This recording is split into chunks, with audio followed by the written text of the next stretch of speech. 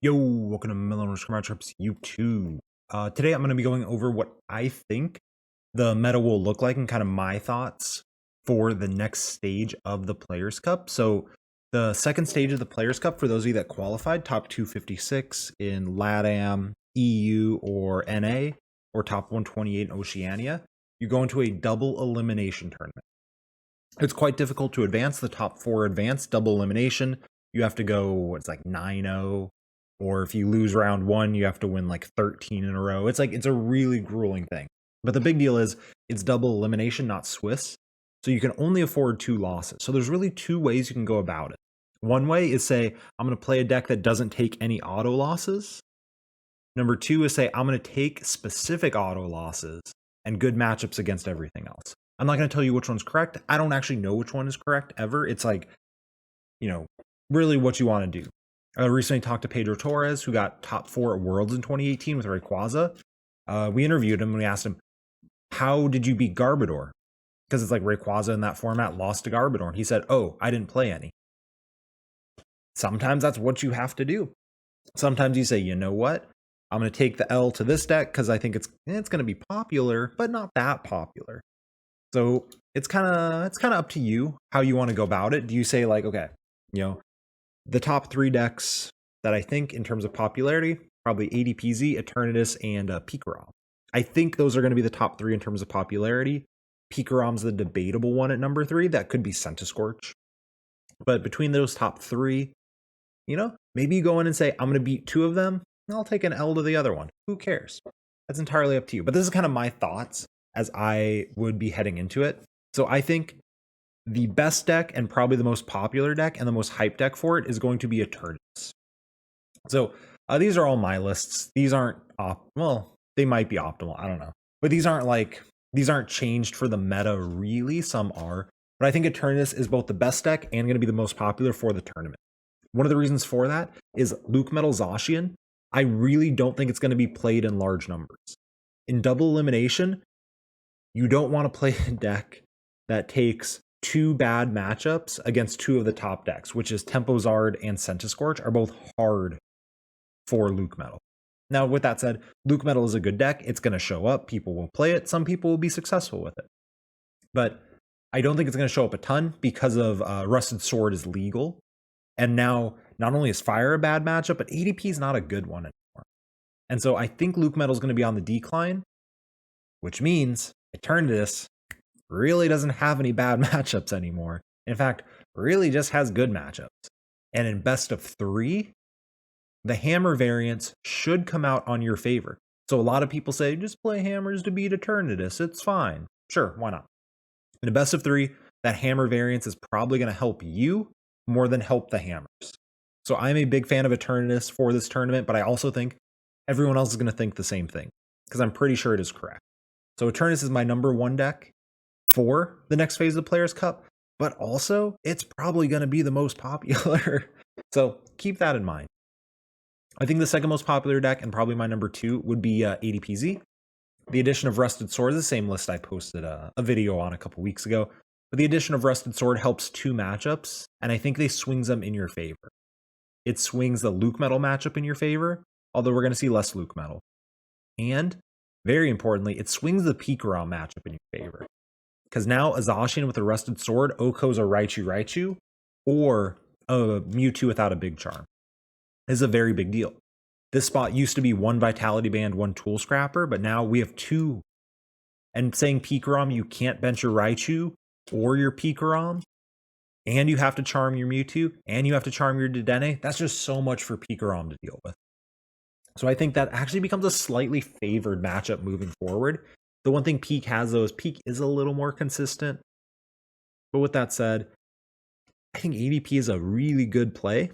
My one complaint with ADP is you kind of take the game out of your hands as the player, and there's a little bit of sequencing and stuff. But for the most part, the deck plays itself. So I would be strongly considering ADP. The deck's boring. It's not particularly enjoyable, but who cares if you can win? This is what my current list looks like too. I do have the two Mawwiles for Eternatus. Mawwile's your best attacker in that matchup. Attacks for only 2 energies and can OHKO, any 2 prizer, which becomes a 3 prizer. So I think ADP is something to strongly consider. I think it's going to be the second most popular deck. I think the third most popular is going to be somewhere between Senti and Peak. Senti, this is just Alex Shemansky's list he used to get the most rep in the world with. I don't even own Senti. Someone's borrowing them. Don't ask me Senti questions. I don't like the deck personally. But one of the cool things about Centiskorch moving forward is best of 3. Best of 3 helps. You only have to set up twice. So if you play a slightly clunky deck that sets up 66% of the time, heck, you got a darn good best of 3 deck right there. And I think Centiskorch fits that mold. So Centiskorch is not a bad play. I think it's going to show up a fair amount. Question of, is there going to be more Senti or is there going to be more Pikarom? I don't know right now, but those are going to be 3 and 4, I think. I would not be playing Centiskorch personally. Pikarom, I'd be hesitant to bring Pikarom. And the reason is, I think Eternatus is in a really good spot, and Rusted Sword in ADP makes the matchup a little sketchier because it's now harder to wall behind things. So I think Pikarom's in a little worse spot. Senti's in a slightly better spot, so it is definitely worth considering. I do think Baby Blounds or Tempozard, if you want to call it, whatever you want to call it, is in a pretty good spot. Here's where we're at right now. The one downside, the one big downside, Zacian now Okos your Reshis are. So you used to be able to wall behind a Reshi and just not bench any 2-prizers. That got a lot harder now with Rusted Sword. So I'd have to test the matchup a little more. But it used to be a good matchup. It definitely used to be a good matchup. You just Fiona around the ADP if you have to take 2 prizes multiple times. Definitely a deck I would consider. Just like Centiskorch, this fits into the mold of you only got to set up twice. You're like, oh, I don't want to play Blounds because it bricks. Yeah, just brick once and then win 2. Totally fine.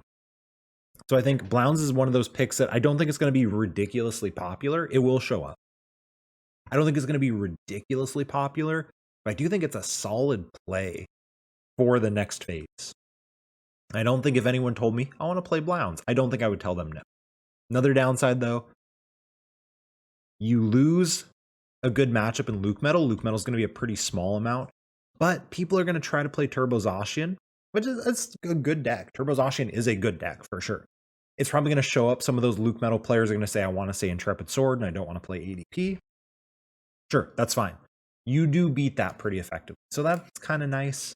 But you do lose those good metal matchups. Like, there's just going to be less Zacian decks than there would have been before Rusted Sword. Another deck that I have highlighted is Decigoons. I am not saying Decigoons is the play. I literally just said 2 decks that beat Decigoons. Senti, Baby Blounds are pretty good plays. But with that said, I think Decigoons fits the profile pretty well of I'm going to take a couple auto losses and just hope I don't hit them. Decigoons beats the most popular Eternatus builds right now. My build plays 3 tombs, and most people say I play too many. You beat Eternatus with this deck. Most people, ADP, are not going to play Aegislash. You could. If you play ADP, you want to play Aegislash, sure. I personally prefer the second Mawile. It does not quite as good of a job, but it can beat Deci. But you say I'm going to avoid that. Any Pikarom's an auto win. You just bop them. You just Bird Keeper, hit the Coco with Wind Shard, and then you just win the game. It's super free. You can lose. Yes, I don't want to hear in the comments, I beat Decigoons with Pikarom by hitting all my hammers and they never attacked. Okay, cool. That does happen. But for the most part, in a best of 3 situation, Decigoons beating Pikarom every time. So those 3 matchups, arguably the 3 most popular decks, are essentially auto win. That's super nice. You can potentially beat some Sentis if you get a little lucky. You know, maybe they play 2 Volks. Pull some stuff out. So if you're a very good Decigoons player, that's an option. Maybe you can beat Zard. It's a very, very, very hard matchup, but it is possible if you play against a bad Blounds player that doesn't manage their resources properly. So sure. But this is one of those decks where if you want to high roll, I think this is the high roll deck. I don't think ADP should or will be playing Aegislash. You beat Peak. You beat the current popular Eternatus builds pretty well. And you say, you know what, I'm just going to hit a bunch of those. I'll hit one fire deck at most. So definitely something to consider. Not sold on it, of course. And one deck that I would definitely be testing, I have tested a little bit. Sorry if you're one of the people I hit on ladder. This is very, very similar to Sanders' control list. He suggested a few changes, so I've gone in that direction, which is the Persian. I love control in an untimed format. The best of 3 formats go off the PTCGO timer. So you have about 50 minutes per game to play. That's a lot of time. I think control's in a good spot, not great. ADP is a hard matchup.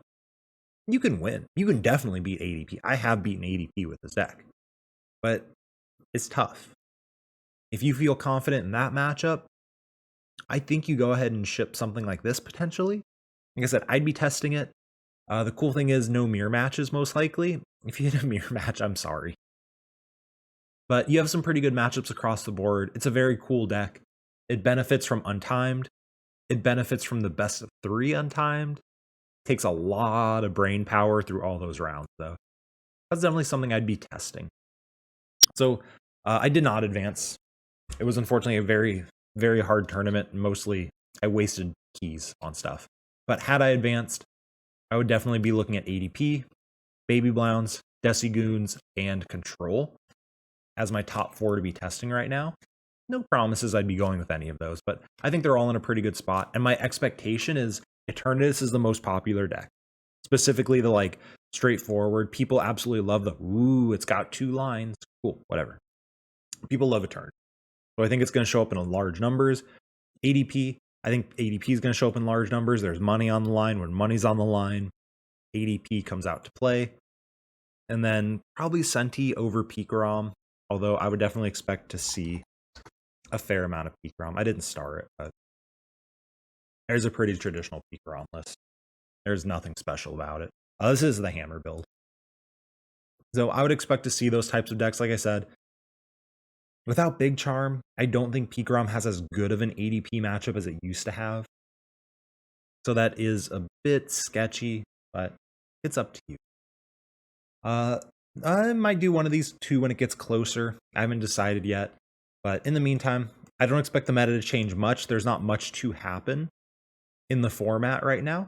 But good luck to all of you who are going to be competing in the next phase of the Players' Cup. If you have any questions, feel free to comment below. My DMs are open on Twitter. I'm super happy to help. I do love metagaming for stuff. I love teching out decks for an expected metagame. So I'm super happy to help. Even though I didn't advance, I'm interested in it. So feel free to reach out to me or comment below, and I'm happy to say anything. And I will catch you all in the next video. Peace out.